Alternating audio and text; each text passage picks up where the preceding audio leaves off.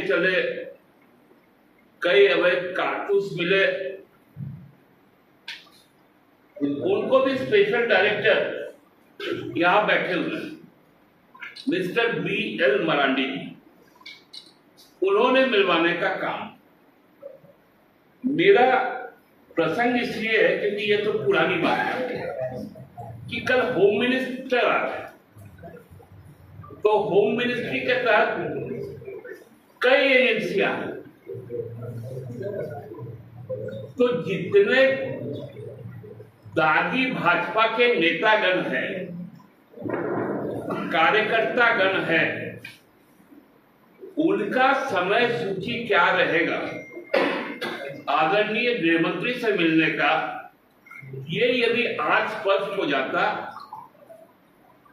तो आप लोगों को भी कवरेज के लिए एक समय निर्धारित हो जाता, क्योंकि कार्यकर्ताओं के द्वारा तो अब ये चुनाव जीतेंगे नहीं।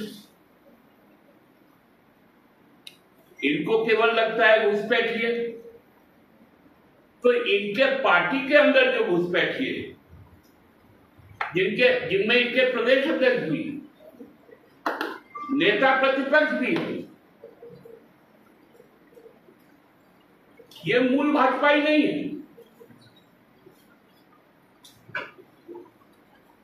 तो उनसे जो सबसे ज्यादा घुसपैठ का संभावना भाजपा के अंदर बना हुआ है,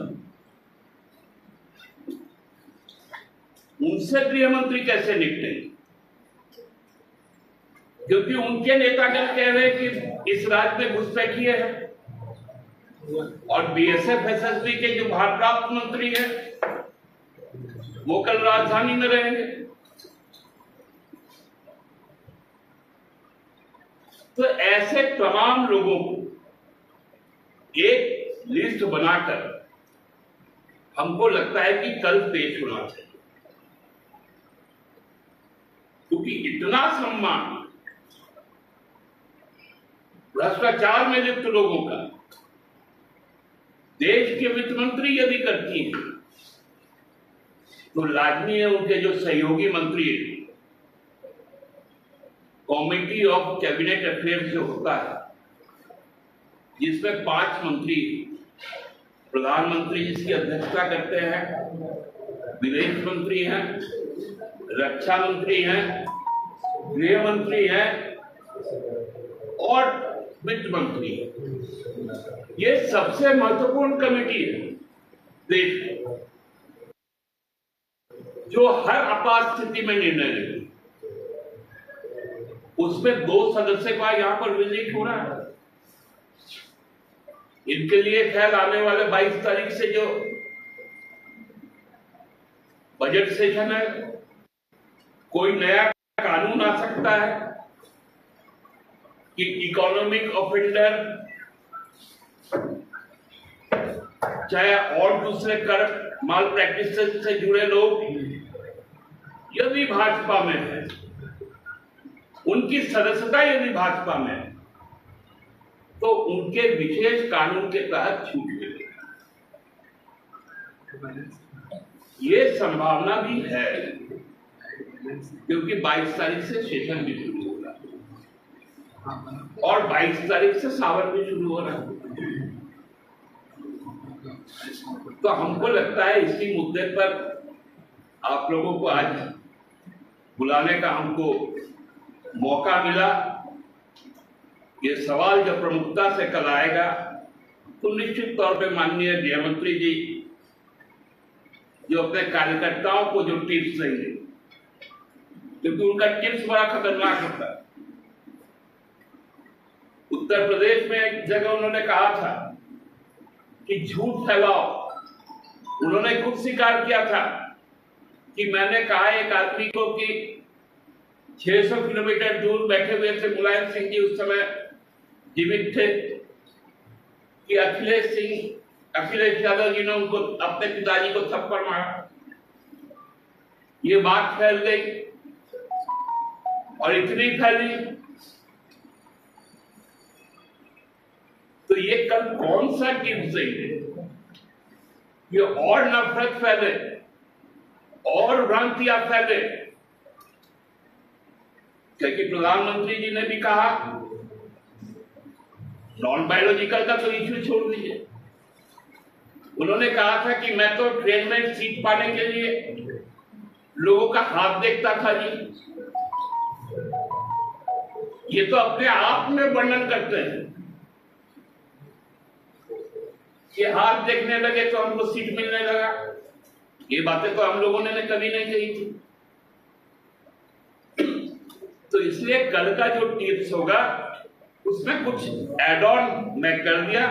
बहुत बहुत धन्यवाद। दादा, तो क्या आप पार्टी से, आपकी सरकार है, यहाँ पे आप पुलिस से आग्रह करेंगे कि सारे हिस्ट्री सीटर का लिस्ट बना के आपको दे दे, आप जाके सौंप दे? नहीं, हमारे पुलिस का सीधा संपर्क गृह मंत्रालय से है। अच्छा, वो लिस्ट उन तक, माननीय मंत्री तक पहुंच चुका है। नहीं तो चिंता क्या है? मतलब अमित शाह की यात्रा को लेके है, दौरे को लेके है, या चिंता है कि कौन कौन उनसे मिलेगा इसको लेके? नहीं, मैं कहता हूँ कि एक अलग से प्रोटोकॉल भी तय हो जाना कि भाई इतने भारतीय लोग यदि हैं तो नेता से सीधा कहना। दादा, एक जो मसला 3 दिन पहले आई, जो बात आई थी कि हेमंत बिस्वा जी आए हैं, सरकार का खर्च होता है पैसा, तो उन्होंने शायद चिट्ठी लिखी है, पुलिस हेडक्वार्टर को चिट्ठी आया है कि आप बिल भेज दीजिए, हम लोग एक्सपेंस बियर कर देंगे, आसाम गवर्नमेंट बियर कर। नहीं, देखिए, इस पे मैंने भी उस चिट्ठी को देखा है और तो मैं अवाक हो गया। वहां के अतिरिक्त पुलिस निदेशक Assam special branch and security, उन्होंने हमारे डीजीपी को कहा है कि उनके आसाम के जो मुख्यमंत्री, उनको पार्टी ने सह प्रभारी बनाया है। पहला लाइन। दूसरा लाइन उन्होंने लिखा है कि वो अपने राजनीतिक कारणों से फ्रीक्वेंटली झारखंड राज्य में आएंगे। इसके बाद उन्होंने कहा कि उन्हें भारत सरकार के गृह मंत्री द्वारा Z+ सिक्योरिटी प्रोटेक्टिंग तो सारी व्यवस्थाएं की जाए। और अंतिम में उन्होंने कहा कि इस बाबत यदि कोई खर्च होगा तो आसाम सरकार उसका वहन करेगी। मतलब राजनीतिक कार्य में राजनीतिक दल का नेता हमारे राज्य में आएगा, आसाम सरकार उसका खर्च वहन करेगी, भारतीय जनता पार्टी नहीं करेगी। उसका साफ लिखा है। क्या आसाम सरकार इस बात की जिम्मेवारी लेती है कि भारतीय जनता पार्टी के चुनाव में होने वाले खर्च आसाम के ट्रेजरी से जाएगा? जहां बाढ़ है वहां रिलीफ के लिए नहीं जाएगा। 108 लोग अभी तक जो सूचना है मारे गए, उनके तक नहीं जाएगा। आसाम सरकार का पुलिस यह स्वीकार करती है, उनका गृह विभाग ये बात को सुनिश्चित करता है उस चिट्ठी के द्वारा कि आसाम की सरकार, अब सरकार चुनाव के खर्च में जुटी हुई है। तो मैंने क्या गलत कहा था? ये तो उनका स्वीकारोक्ति चिट्ठी है।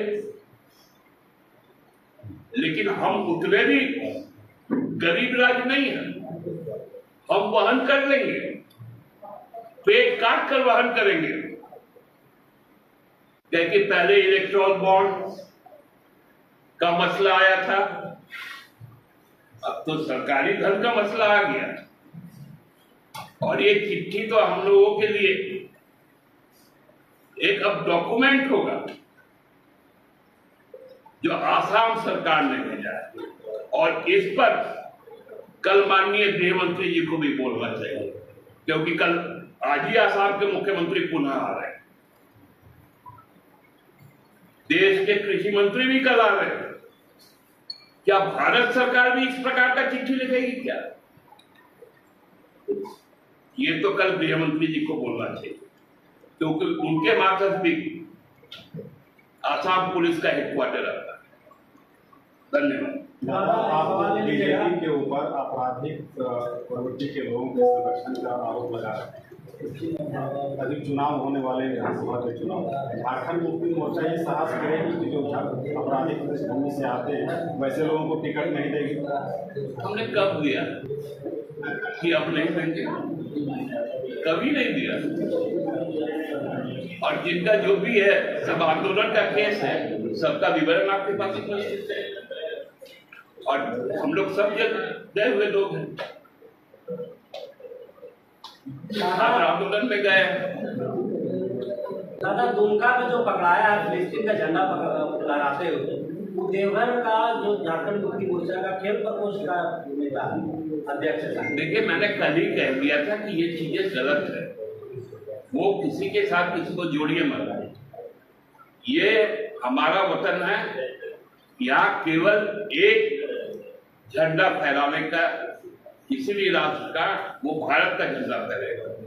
दूसरा किसी झंडा का स्वीकार भारत के लोग नहीं करते। पार्टी को से कार्रवाई करिएगा, दादा कार्रवाई करिएगा पार्टी को से। अरे भैया, क्या है वो नहीं है, हमको मालूम भी नहीं है। खेल प्रकोष्ठ जेएमएन में एक प्रकोष्ठ